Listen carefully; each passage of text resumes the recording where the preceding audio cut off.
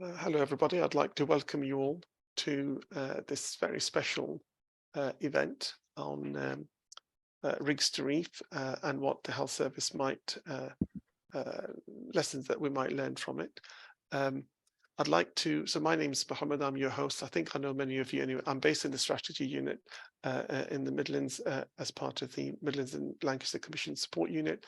Um, and our special guest for today is Max. I'll ask Max to introduce himself, but also ask people to just bear in mind that Max is living in a storm at the moment. So we're actually very happy that he's managed to join us from California.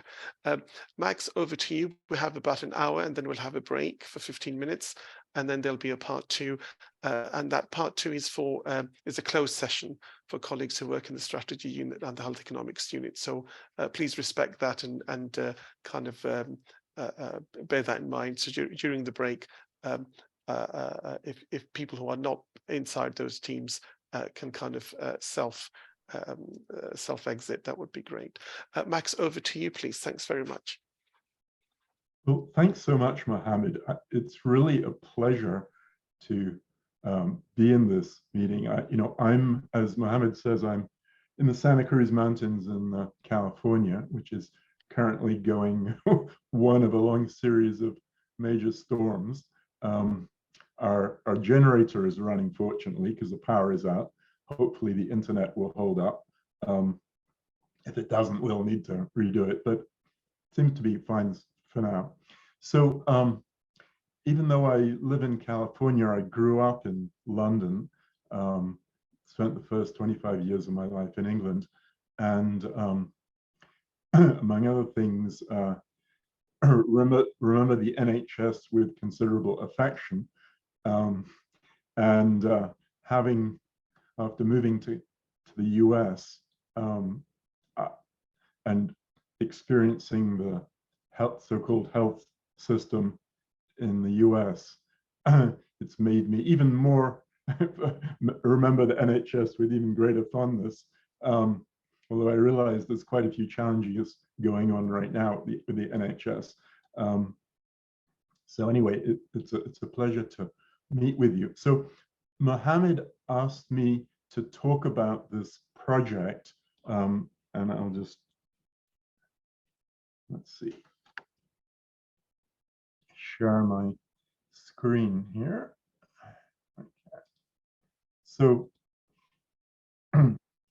which is about a decision analysis that I worked on as part of a team a few years ago about the offshore oil and gas rigs off of Southern California. And at first I was wondering, well, is this really, how relevant is this to the kinds of challenges and decisions and strategy issues that you're dealing with? I hope that I will be able to convince you that it has some significant relevance. In particular, it was a problem in which there were many stakeholders with quite differing perspectives on what to do. And in this case, we were very fortunate, I would say, to help convince them to come to consensus about what the decision should be. I don't want to pretend that's always going to be possible, but I will talk about some of the methods and decision analysis that we used here. And before I do that, I'm going to explain, my original plan, given the storm, was to come into my office, which is kind of down near San Jose, and where the power and internet are more reliable, but it looks like the roads are probably closed, so I decided to avoid that. I had the same issue a few years ago. I had to go give a talk at Stanford, and this is what the road, this is actually, this fence is above my house, so this is what the road looked like immediately above my house. And then on the way to Stanford, I found this tree across. Somebody had fortunately chainsawed a hole just about large enough to fit my car to get through. And anyway, when I got into the flatlands, supposedly there was a nice rainbow. But I decided I wasn't going to brave that today because it looks like the road is actually closed one of the main roads. So, but my generator is going, but hopefully this will work. So, so here's an overview of the things I'm going to talk. And by the way, I'm guessing that most, but maybe not all of you, had a chance to see the video. Is that true? Good. So yeah, I think most have seen the video, Max. Yeah. So as you will have seen, the video is kind of oriented to kind of a somewhat non-technical audience.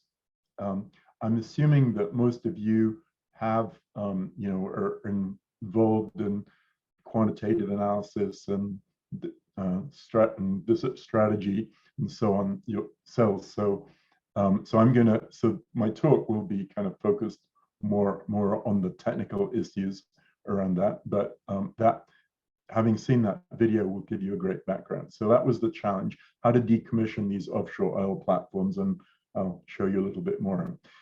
Clearly, there were conflicting stakeholders. You know, most notably the oil companies that were operating the platforms, and environmentalists and citizen groups that had a very different set of perspectives. And I'll explain a little bit more why that was. We developed an interactive decision analysis model that I'll show you some pieces of to analyze options. And you know, we're looking at, well, is there a way to satisfy all stakeholders, or at least make them okay with the solution? And I'll try to, at the end, draw out some lessons and discuss them with you to see if they're relevant to the NHS strategy group and also your economic analysis group. And by the way, feel free to send chats. It looks like there are a couple of chats here. Okay. And just saying, please post questions and comments on the chat. And hopefully, Mohammed or maybe Rachel, you'll tell me if there's a question. Feel free to interrupt me while I'm speaking. Yes, Max, that would do that. Thank you. So Huntington Beach is kind of near Los Angeles. This is what it looked like in 1926. This forest of oil derricks was actually literally a forest, not too. These derricks were made of old growth redwood trees, believe it or not. Nowadays, this is just hotels and a beach. It kind of looks like this. But if you look offshore of the beach, you can see a few of these offshore oil platforms. You know, some of them are a mile or two or several miles out. And they were developed, these offshore oil platforms. Here's a map of them. Here's Los Angeles, Santa Barbara. And in the 1960s, they started building these things. And they've come to the end of their productive life, pretty much. And this is Huntington Beach down there, where we just saw the photos. And they all have nice names, mostly women's names, or Harmony and Harvest and so on. And I'll be talking about Platform Harmony because it happens to be the largest one, just as an example. And Platform A became very notorious in 1969 when there was a massive oil spill from it. And the Santa Barbara oil spill kind of is, well, it's within living memory of some people, but it really was credited with sparking the environmental movement, first in California and then in the US. And that, you know, the realization that especially the oil and gas industry had some significant downsides. And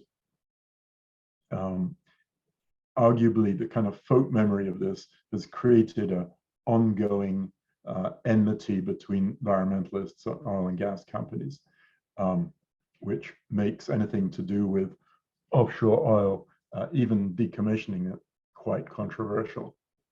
And just to show you the size of these things, well, here's the Eiffel Tower, the Empire State Building, and some of these oil platforms are equally tall, over 1,000 feet deep. Harmony, the largest one, is, well, 1,200 foot. And when you look at what you see sticking out of the water, it's pretty humongous, but that's kind of the tip of the iceberg. This is the platform, the most underwater of Harmony before it was installed. You can see the size of this crane, and the truck, and the cars. Just see how massive that thing is. So imagine you need to get this stuff out of the water. At least that's the original idea.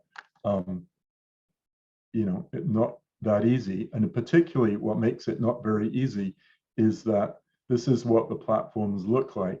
They have this massive incrustation of sea life, corals and shells and all kinds of things. And in fact, they're very attractive to marine life. The sea bottom in most of these places is kind of flat sand, and having these vertical surfaces makes them very attractive to many kinds of sea creatures. And so this project, here are some of the organizations that, well, the main organizations that were had interest in this project.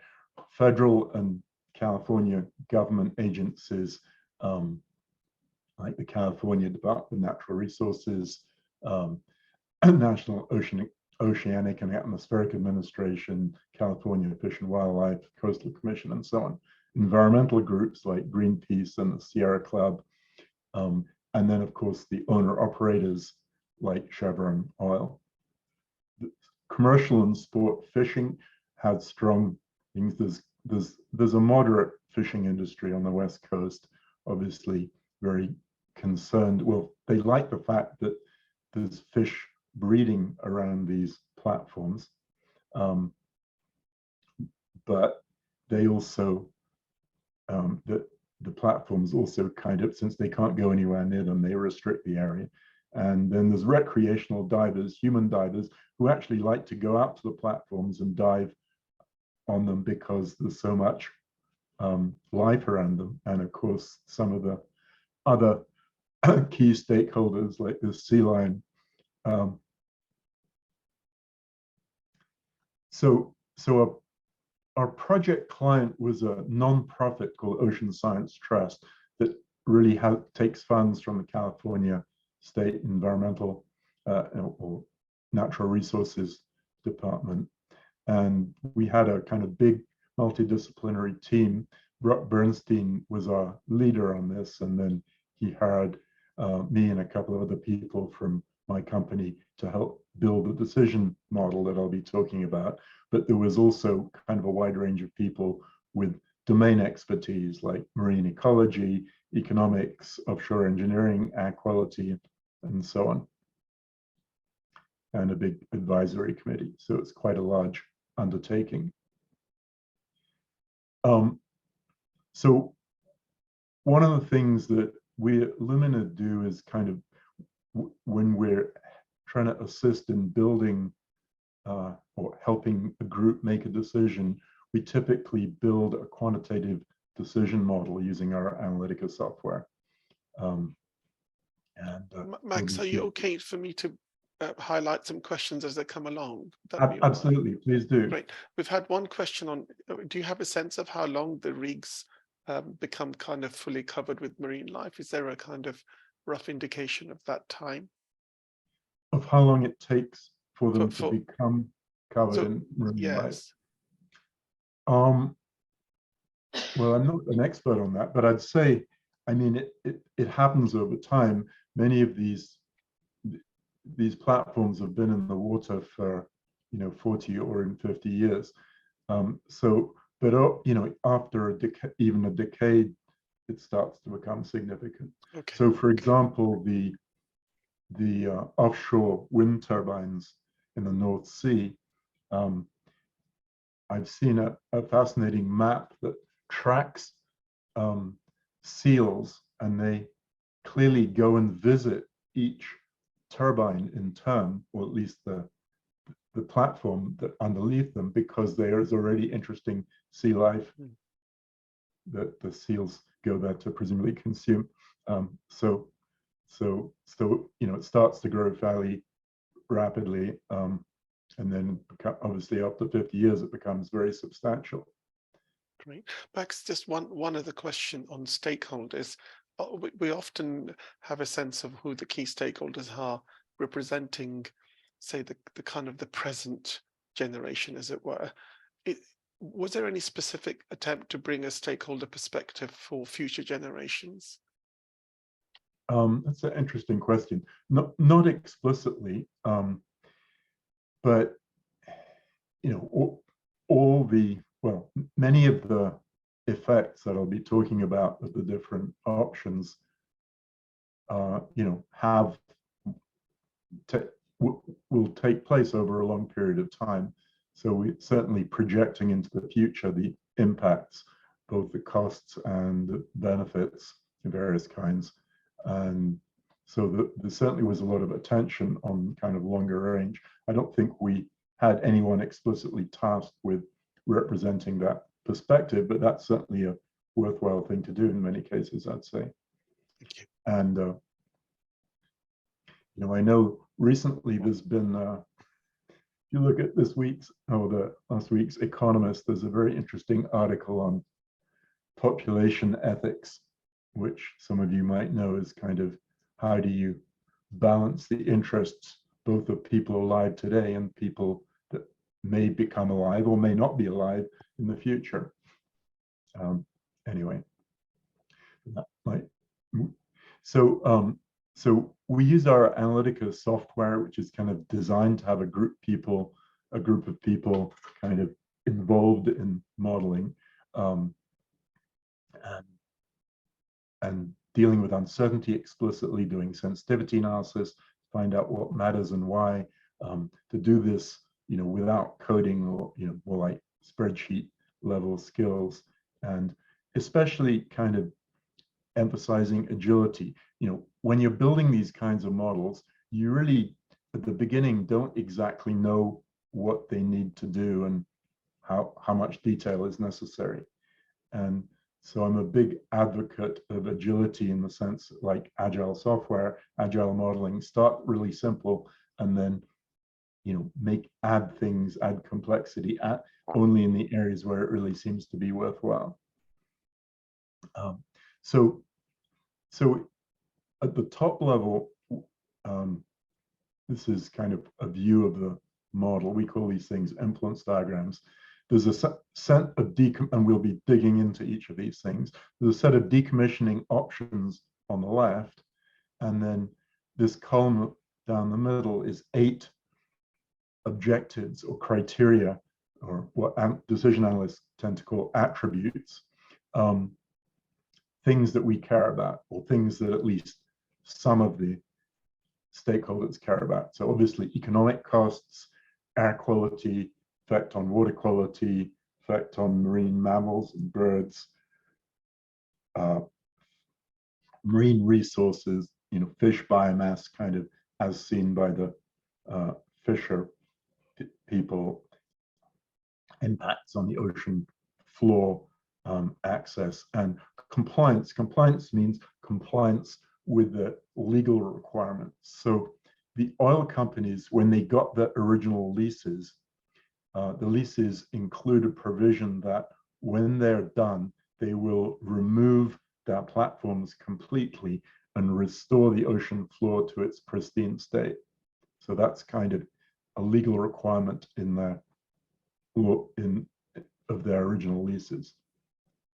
And then we try to figure out how to put all these things together in what we call a multi-attribute utility analysis, kind of some decision analysis techniques for weighing and combining different objectives.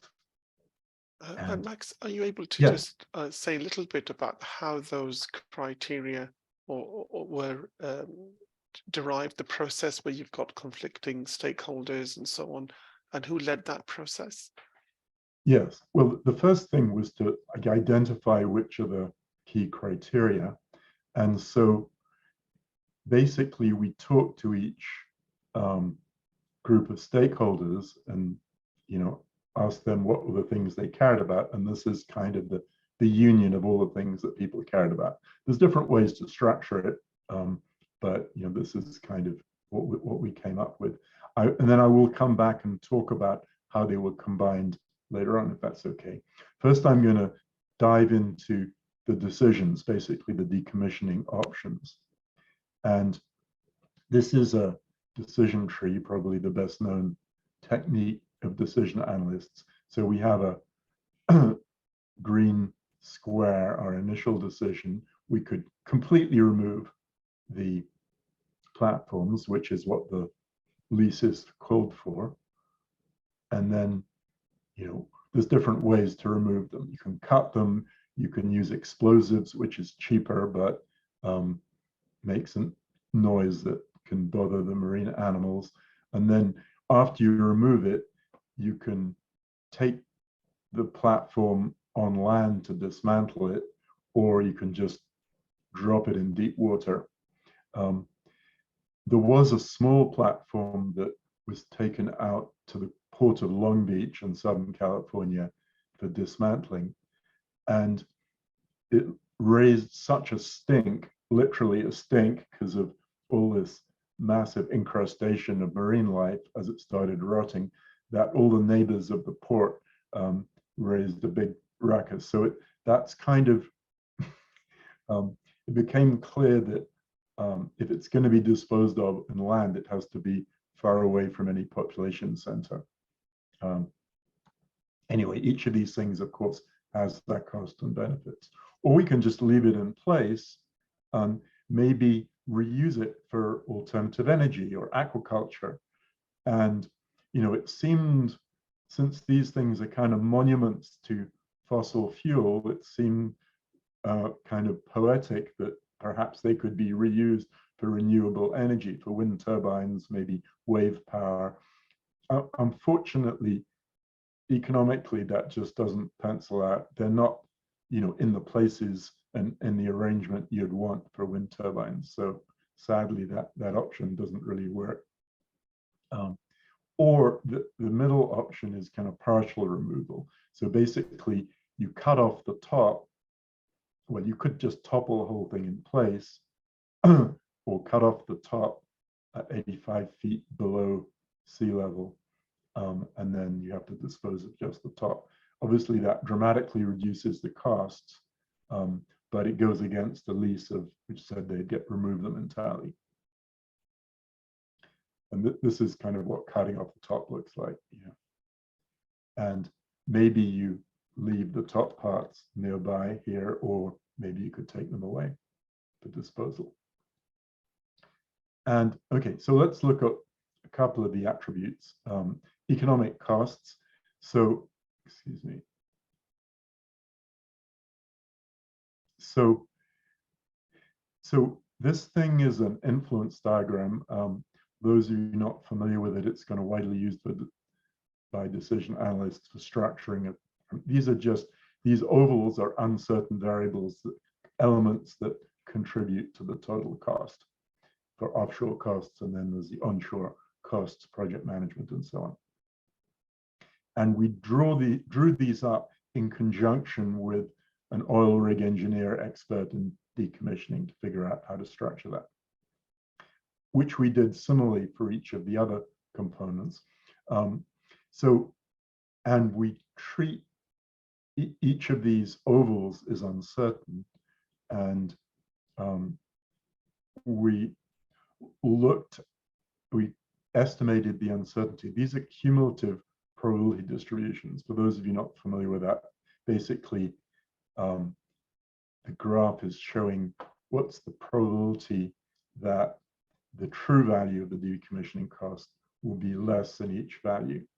So, median is around here, but it could be down, about 9 million in this for partial removal, could be down as low as 6 million or as up as. So, and there have been, although there's not been any decommissioning off of California, there's been a lot of platforms decommissioned in the Gulf of Mexico. So there's enough data to at least estimate basically the error or the difference between the estimated cost and the actual cost for 120 past things. And that's what these distributions are based on. So air quality. So this thing is heavy lift vessel is what you need to pull bits of a platform out of the water.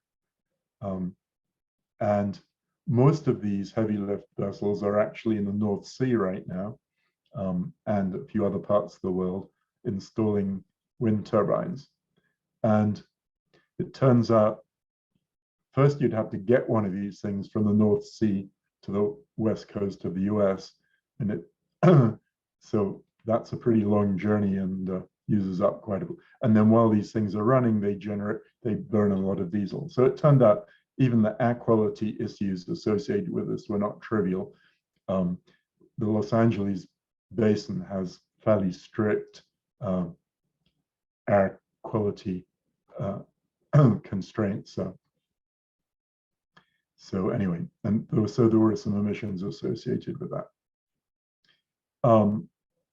Impact on marine mammals and birds. So this shows you kind of how we went about trying to quantify the unquantifiable, you might say, to quantify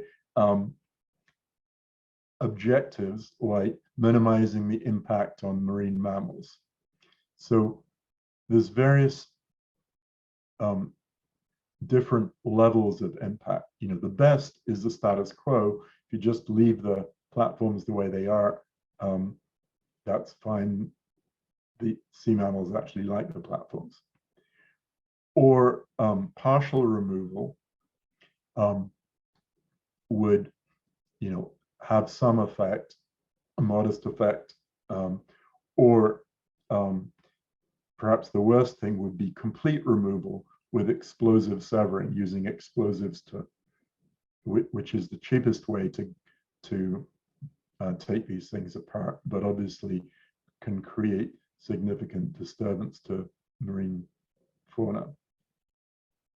And then, so we say the worst option, we give it a 0, the best option, we give it 100, and then the intermediate options, these are pull-down menus where each person can try to assess, relative to the worst and the best, where are these things, these intermediate options, how would you weight them? And here's one of our more vociferous stakeholders voicing his opinion. And then compliance, I mentioned. So as far as the legal is concerned, the best is complete removal, which is what the lease calls for. That has a score of 100. The worst was just leaving a platform in place. They would have to get a legal waiver to be able to do that. One partial removal basically would also not accord with the current legal requirements. But again, these things could be waived, and well, not spoiler alert, they were waived. So we did something like that for each of these attributes, trying to quantify it, and then we go into a multi-attribute utility analysis where, so this lists all those 8 attributes, and some are quantitative already, like costs,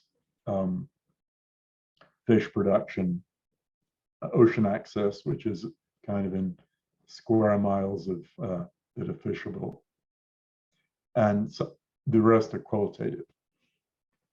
But for each of them, we've assessed the best outcome and a worst outcome. And arbitrarily, we provided 100 as the weight for economic cost. Basically, the cost for removing, well, this is for one, the largest platform, $250 million. And then each participant can decide what are the weights, so-called swing weights, that they would assign to each of the other attributes. And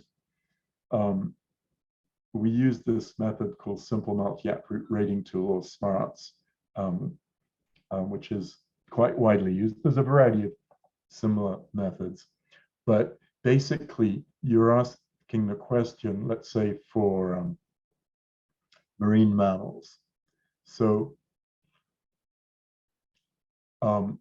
if 100 is the difference between zero cost and 250 million, then what is the relative weight you'd put on the difference on marine mammals between the status quo, no impact, and complete removal, the worst outcome for marine mammals?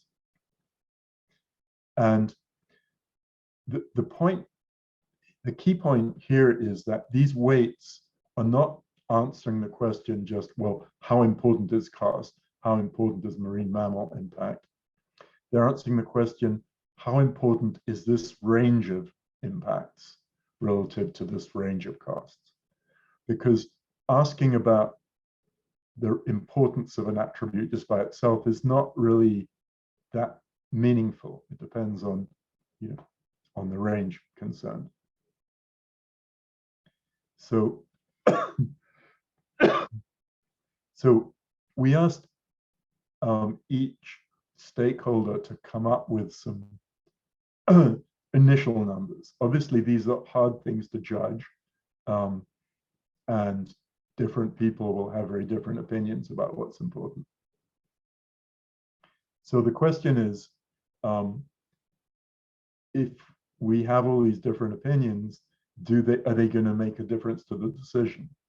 So this is a tornado chart, which is a kind of sensitivity measure. Some of you may have seen this kind of thing before, but for those that are not, so the utility difference, this is kind of the difference between two options: complete removal versus partial removal. Partial removal meaning knock the top off and leave the rest.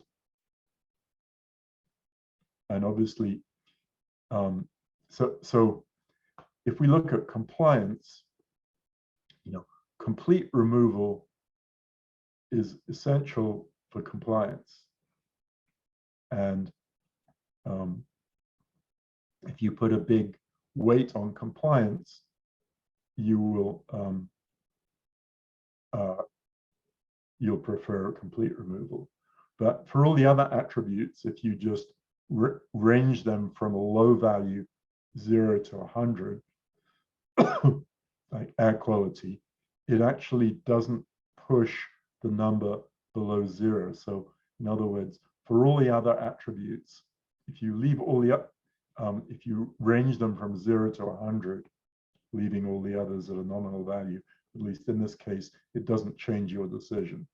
The only one that would change your decision is compliance. Max, we've got a couple of questions around around the smart scoring system. Obviously, most stakeholders are not trained in this methodology. So just tell us a little bit about the barriers, or kind of what makes it accessible to stakeholders who are not used to thinking about decision criteria and attributes in this numerical way. Yeah, good, excellent question. So the first challenge is that some people feel that this kind of trade-off analysis is just inappropriate. Some people going into this felt like, well, the oil companies said that they were going to restore the sea to its to its pristine state, they should just do it. And there should be no discussion about it. Nothing is worth trading off against that.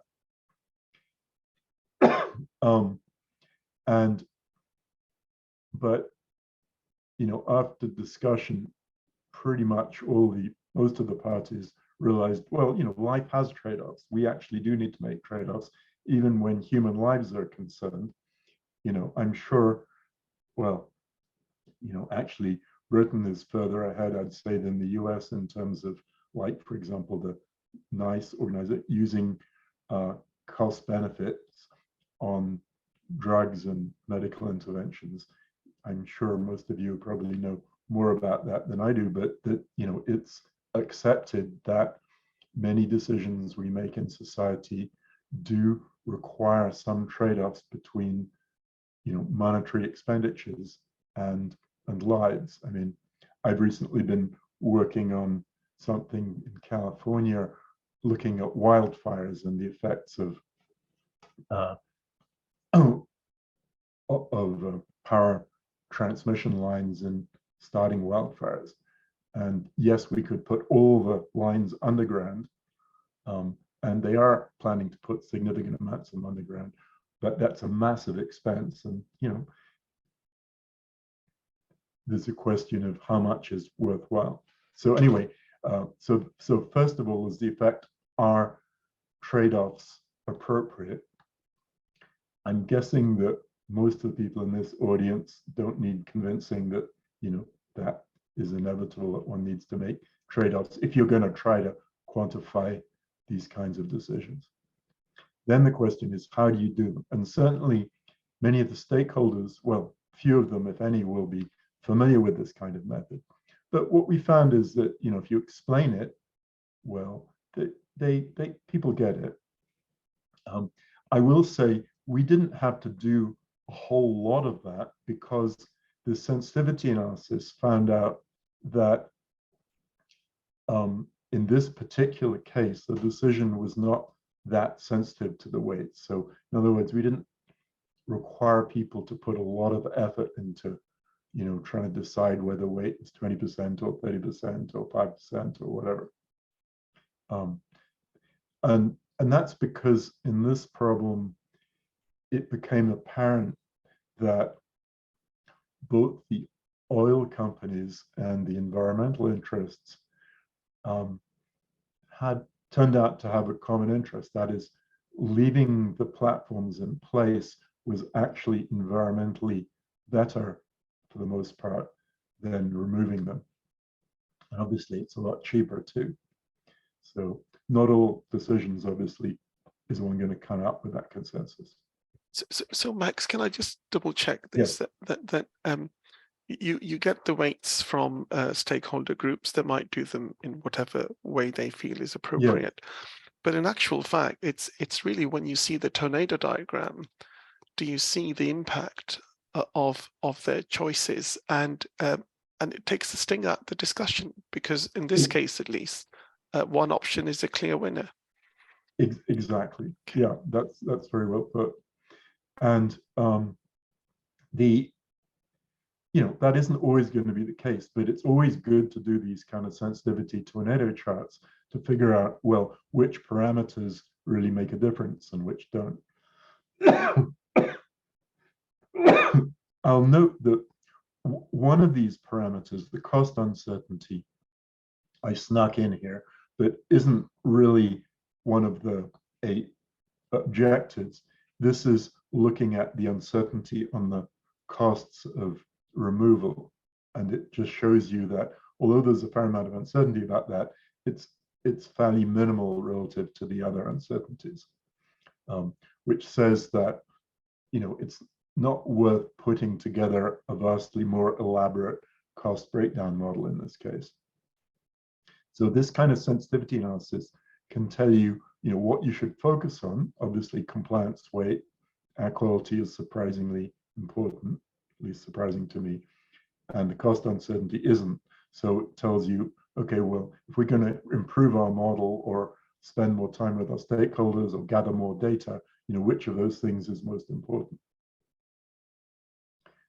So I should point out that analysis is done for a single platform, we developed this model, this tool, so that you could put in scenarios for all the platforms. Each platform has different characteristics. Some are much taller or deeper than others.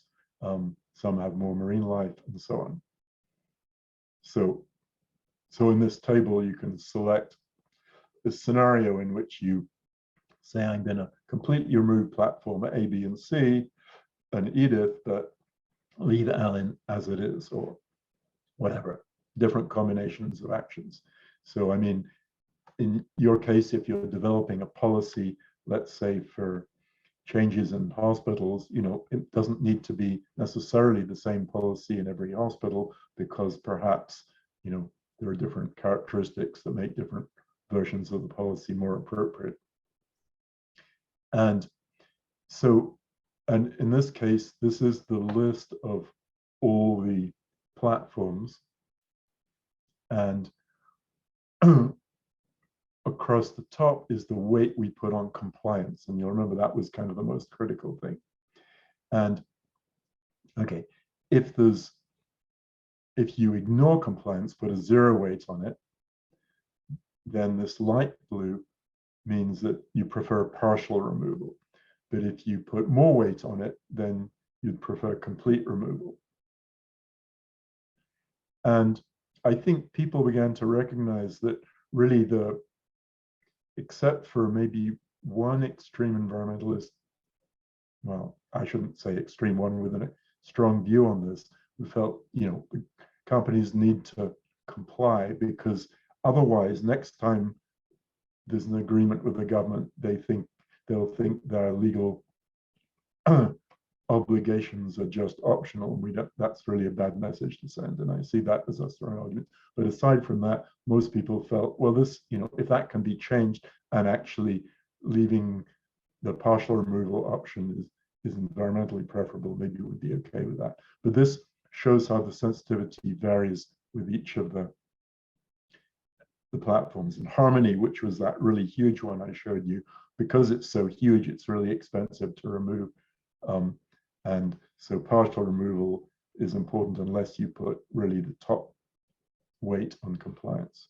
So this is the kind of sensitivity analysis. It's just one among various different kinds of graphical displays that can be useful in kind of communicating what's important and why.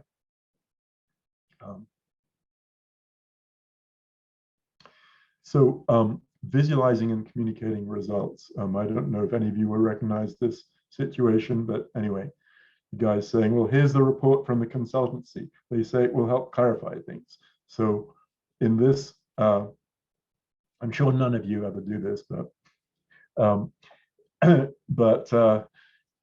we came up with a 356 page report, and I was horrified to find that one of our stakeholders was like, well, couldn't you just simplify this and put it on one page?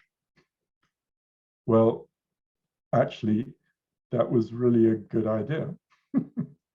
And so here was the one page we came up with.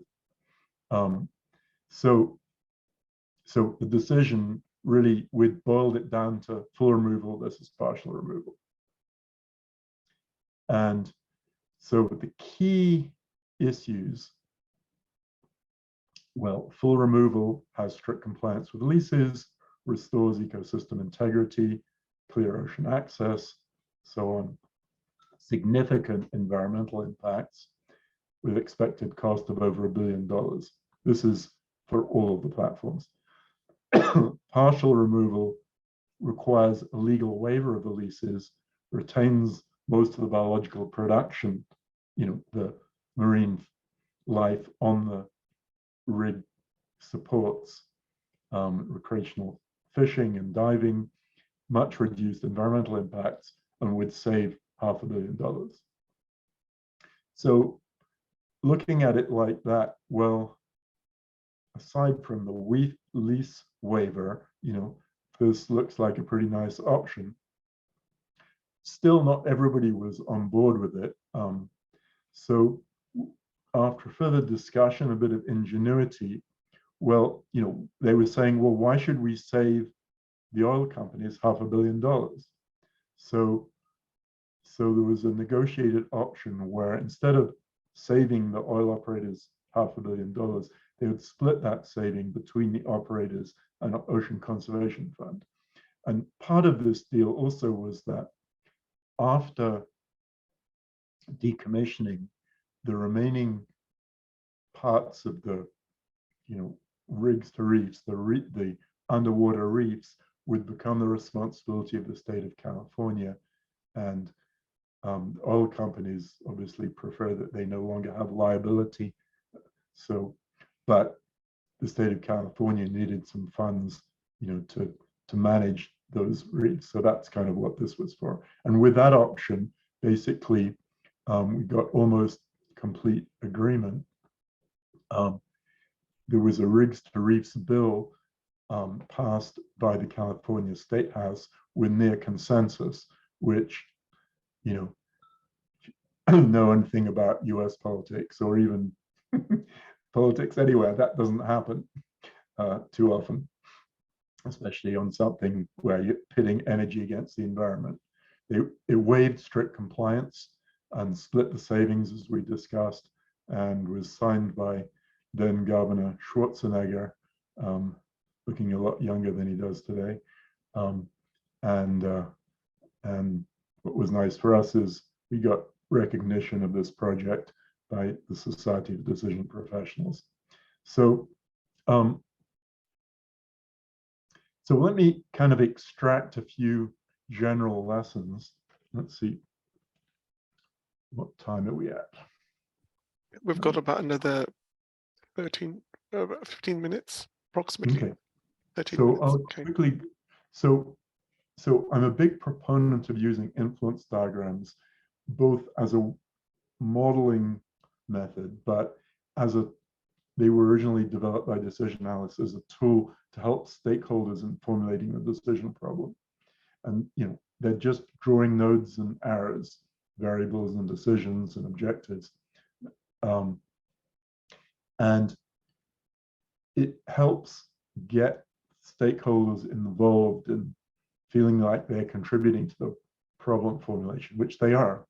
And from the analyst's point of view, you find out a lot of information about concerns and decision options and objectives that might be surprising sometimes to us analysts.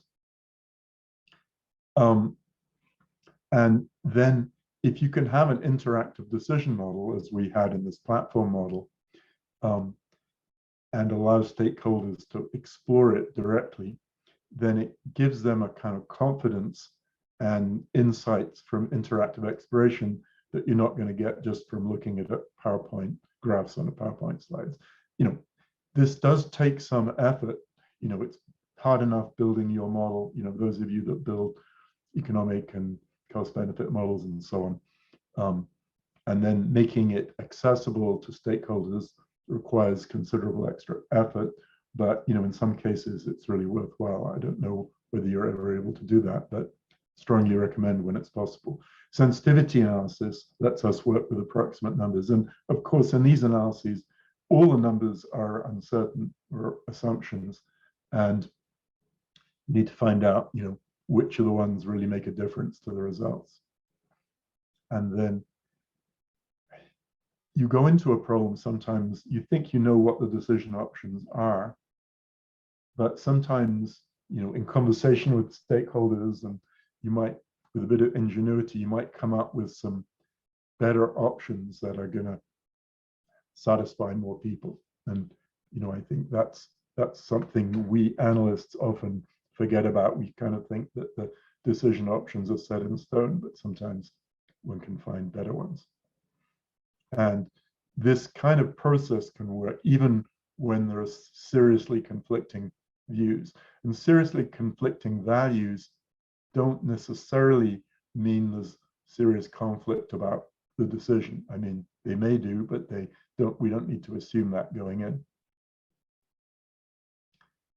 So I think many of you have seen the video here already. There's more information, there's articles about this, but I think what we want to talk about is kind of what's relevant here potentially to you as strategy analysts, economic analysts at NHS. These are the things that the principles that I advocate.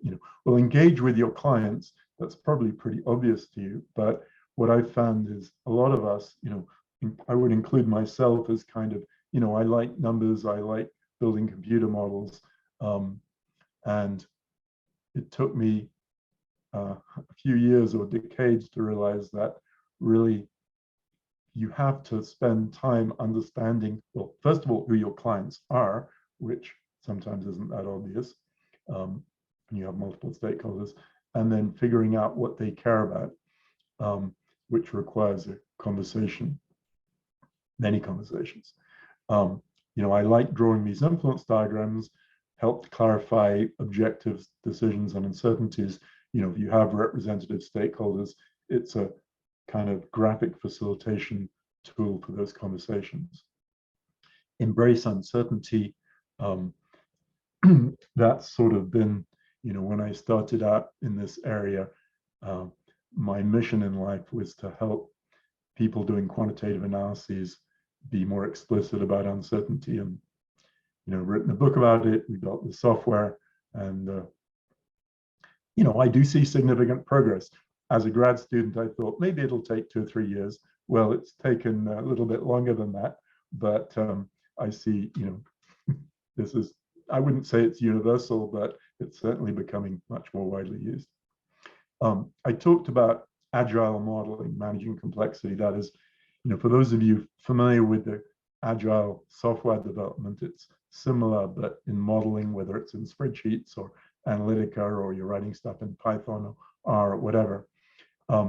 Start simple and do sensitivity analysis to figure out what makes a difference, and then focus your development on that. That way,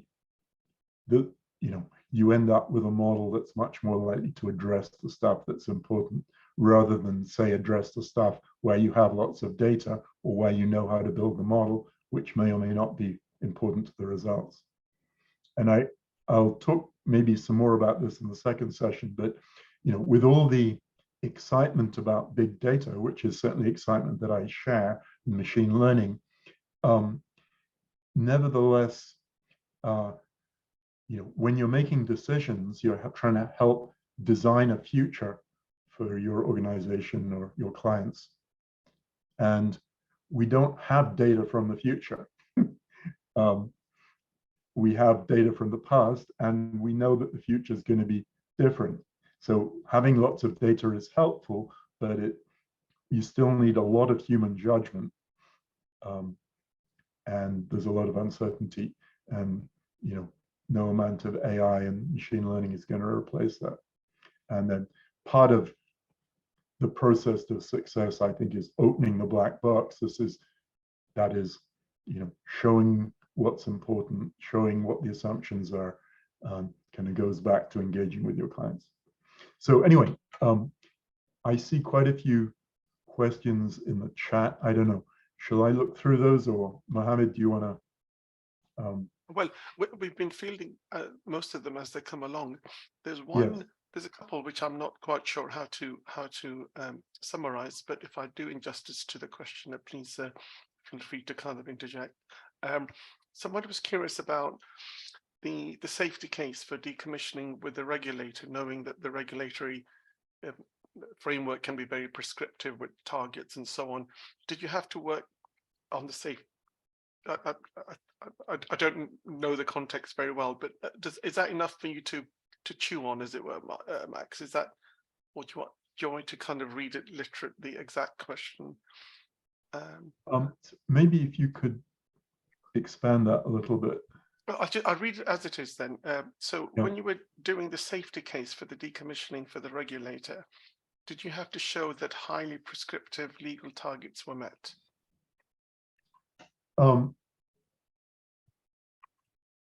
Well, I'd say we didn't get into that in a lot of detail, but there are, as you would imagine, significant amounts of regulations that apply to these, water quality issues and air quality and marine life impacts, and those are things that the decommissioning process has to take into account, but we didn't really spend a lot of time on those issues, in this analysis. Max, I think some of our colleagues have also raised this kind of the philosophical question around quantification and so on.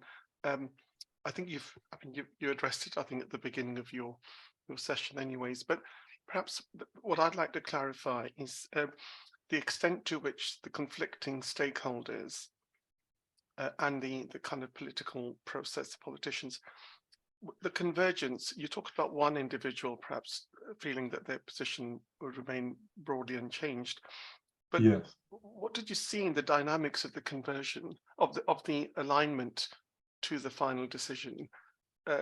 Did it look any different given the tools and techniques that you brought along, or was it just the usual kind of shouting match? Well, we had a series of workshops with stakeholders, early in the process to make sure we'd identified all the key objectives that people cared about, and then later on showing them the results of the models and the sensitivity analysis, and we made the tool available. I know that the oil companies and one of the environmental groups spend a fair amount of time playing with the model. And I think that, well, first it was,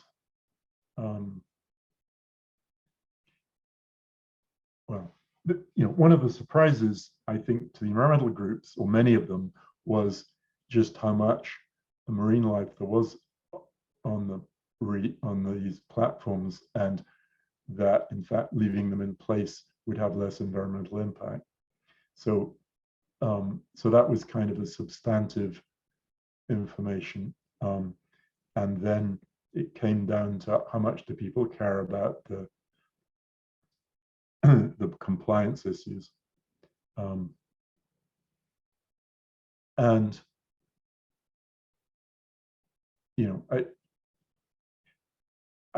I've been involved in other projects like this where there has not necessarily been a consensus reached, let's say, but part of the goal is to get the stakeholders, if they're going into it with kind of a very polarized situation, which was certainly the case here, if you can set up the decision conferences or the workshops appropriately, there can be some understanding of the humanity of the people on the quote other side and their points of view, and there can be progress even if there's not consensus at the end. There can be a significant progress in understanding the various points of view. Thank you, Max. Max, perhaps I'd like to just highlight my understanding of the use of the influence diagrams. Traditionally has kind of been a precursor to the modeling for the analyst, but you describe it really as a communication device and an engagement device for stakeholders. So do they generally get to the point where you have to get agreement on the overall influence diagram, and then when you build the model and give it to them, they're kind of happy to play with it? Or do some analysts or stakeholders still want to see the kind of more further detail behind the influence diagram and the kind of programming that went into it? Well, people obviously vary in how much detail they want to get into. I think what we aim to do in the early stages is surface, well, first of all the objectives or attributes, criteria that people care about. And we want to sort of have the union of, all the things that any of the stakeholders care about. And sometimes that process is surprising. People come up with objectives that no one else had really thought about. And one can't say any objectives are invalid. They're all valid. It's just a matter of how much weight different people put on them. And then at the other end, thinking about the decisions can kind of help deepen the conversation, and thinking about the key uncertainties, sometimes key scenarios. What are the uncertainties that affect this thing? So we find that drawing up influence diagrams together is a nice way to structure those conversations. Max, I'm just conscious of time. I just want to ask one, and then we'll have a 15-minute break and come back. How long was this engagement from start to finish? I think it was about 9 months. That's great. Thank you very much. So, look, a big thank you to Max for joining us, and also maybe you need something for your throat. Maybe have a drink or something. I'll go get myself some tea. Okay. A big thank you to everybody else who's joined us. So we will reconvene at 5:15. So in about 13 minutes.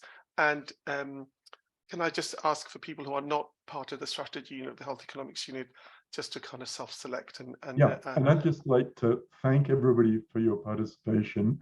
And if anybody has questions or comments, that we haven't got to, feel free to email me. I think, well, if my email is not available, we'll make sure it is. And the rest of you, look forward to seeing you in 15 minutes. Thanks so much. Thank you, everybody. Cheers. See you soon. Thanks.